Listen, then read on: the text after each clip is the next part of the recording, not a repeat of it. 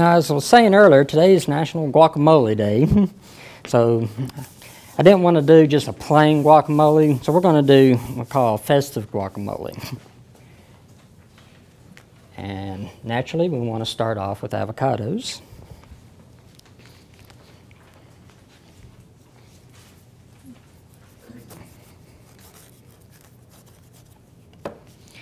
And this time of year, the avocados are really soft, which is perfect for making guacamole because it's no effort whatsoever mashing these up. And for those of you that have never seen how I do this, when I cut it, I literally just run it in a circle. You can twist it like that. Just take the knife and that'll come right out. And then we'll take a large spoon. Usually I start, you'll see keep forgetting there's a screen up there, the round part on the end. If you just kind of cut that under there, and it comes out perfect. So I'm going to go ahead and take those.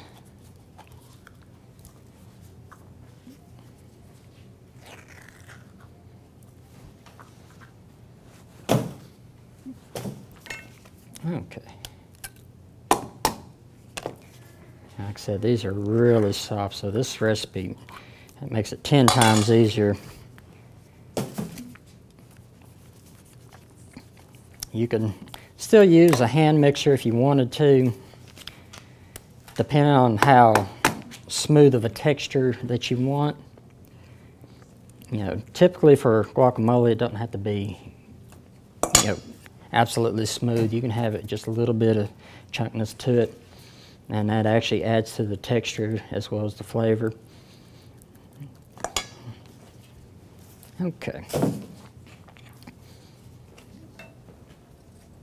So just kind of mash that up a little bit.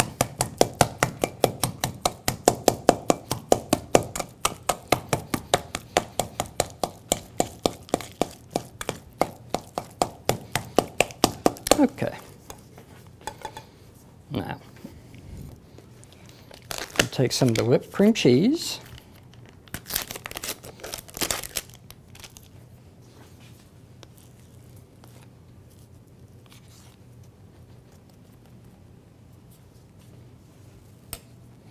Okay. Mix that in together. Now, if you have a block of the regular cream cheese, then you'd probably want to use a hand mixer or a food processor.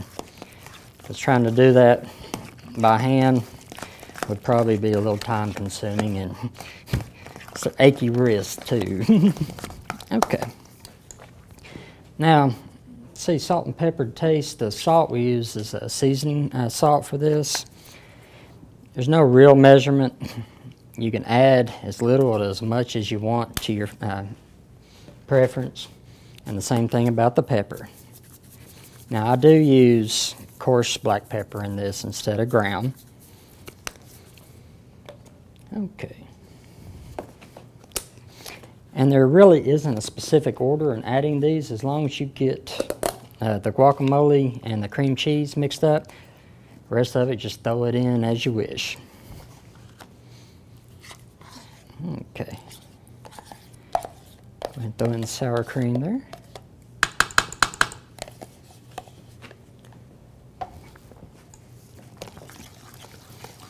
The main thing you're looking to do is just make sure all the ingredients are mixed in really well with one another.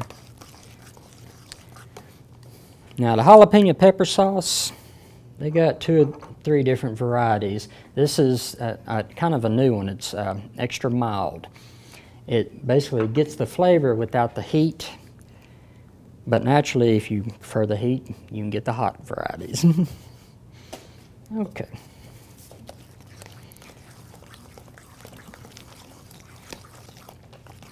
All right. So there you can see where it's a nice even, you know, like an olive drab color. Grab a bowl. Now the remainder of the ingredients, they're partly for decoration, but also partly for the added flavor. Because we're going to take some onion.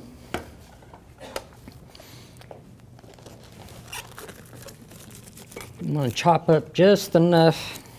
You don't want to overpower this with onion. That's why I mix it in with the tomatoes and the cheese over the top. Now, if you do prefer to have extra onion flavor in it, go ahead and mix in the extra in there. Small onion. Now, this is a yellow onion. You could use a Vidalia onion.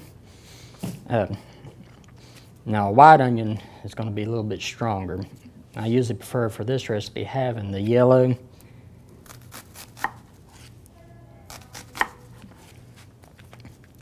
You want to chop it up roughly 1/8 of an inch.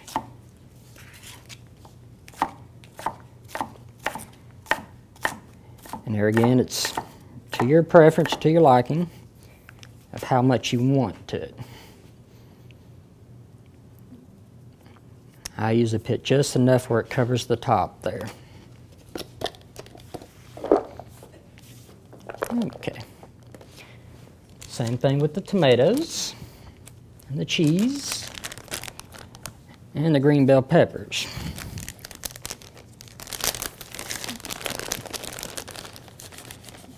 Now, the cheese I definitely would not mix in with it. It's more for putting on the top. The green bell peppers you can mix in with it. The tomatoes, actually I wouldn't mix those in really either, because then it gets really mushy and it changes the texture. So definitely keep those two on top. But the onions and the green bell peppers, if you want to mix that in with it, go right ahead. I'm just going to do enough to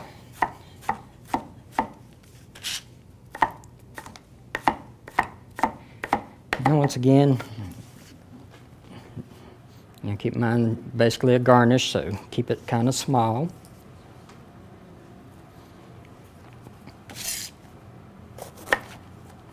And with the bell peppers, just make sure that you de-seed it really good and get rid of the rind, the white veins there inside, because they have a really bitter flavor to it. And cut that up fairly small.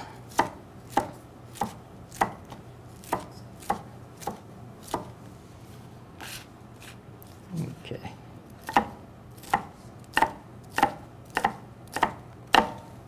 There we go. Now the black olives, of course you can get canned where it's already pre-sliced. Just make sure and drain it real good, because if you mix the juice in with this, it gives it a real potent flavor too. And if you want, I've even had where people would add salsa on top just a little bit, and you can even mix a little bit in too for extra flavor. But as you can see, it definitely gives it a really nice look and a nice texture as well.